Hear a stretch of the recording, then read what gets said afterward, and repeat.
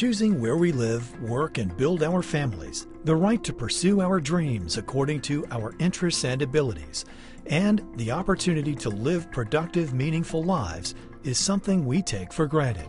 For Vincent and other people with disabilities, however, enjoying this right often requires support. And unfortunately for many, outdated attitudes and funding cuts have denied them this piece of the American dream. It's a civil rights issue. They should have the right to choose and to determine who provides those supports, where those supports are provided, what those supports are, and how they're going to live out their life in their community of choice. Renee is the Chief Executive Officer of the American Network of Community Options and Resources, or ANCOR, a national trade association representing more than 800 private providers of community living and employment support services to more than 400,000 individuals with disabilities. A nonprofit organization, ANCOR advocates for the interests of private providers before Congress and federal agencies, pointing out the crucial role private providers play in enhancing and supporting the lives of people with disabilities and their families. ANCOR is committed to advancing the excellence of supports and services for people with disability and at the same time leading the way to communities of choice. We do that by providing education and training, leadership development, networking, and showcasing innovative strategies and technologies that our members can use to be more efficient, effective, and provide greater quality. The focus is on supporting our member organizations, and we do that in multiple ways. We have a rich legacy of advocacy on behalf of service providers across the country, both on the federal level, and then also the supports that we provide through education and training, capacity building, and networking our members so they can share solutions, innovations, and ideas. Direct Support Professionals, or DSPs, are the key to delivering the support and services that make community living possible. But the DSP workforce is threatened by already enacted and proposed cuts to Medicaid funding. Through its national advocacy campaign, ANCOR seeks to obtain the resources to recruit a sustainable direct support workforce. Our DSPs and the DSPs in the industry really are the critical link between an individual and the community. And so they play a really important role in the day-to-day life, the connectedness they may have to either family or the community, to jobs. I think that if Medicaid or other funding sources begin to dry up as they are, there's a couple impacts. One is we already have a shortage of DSPs. We already have a shortage of people that I would refer to as heroes that are willing to work day in, day out.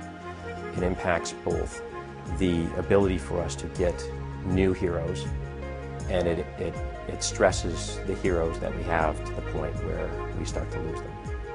We have had a national campaign since 2001 to raise awareness and campaign for better training, education, and higher compensation for the direct support workforce.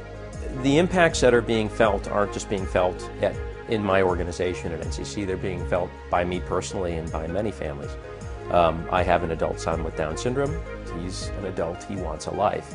He has a right to that life. He has a right to having a person-centered existence where he makes choices about his career. He makes choices about as many as he can, and he's capable of with the support of a DSP or a community setting. Aspen House has been a blessing to our family. It's a wonderful place, and we thank God all the time that Vincent was able to be a part of this family. Vincent's attitude, his behavior has changed. He's been a part of the Aspen House since 1986, and it's been a blessing for him and for his family. He has a routine that he follows. He goes to work. He feels a part of the community, where before I don't think he did. It's a wonderful place. I can't see Vincent anywhere else for the rest of his life. It's been a beautiful experience and for all of us, and we're closer to Vincent than we've ever been. There are literally thousands of families right now waiting on a waiting list for a community opportunity that Vincent is experiencing right now. And that's unfortunate because really my son, like Vincent, have a right to that life, have a right to the joy of living like an adult, living like you and I. We've actually expanded our workforce campaign and enhanced it, and really are now focusing on Medicaid. Obviously, anything we do on the workforce front around education, training, and wages is tied to Medicaid funding, and Medicaid funding is at dire risk at the moment. So we now have Medicaid Values People Initiative within the scope of our advocacy campaign. We really are looking at a very aggressive public policy program around Medicaid values people.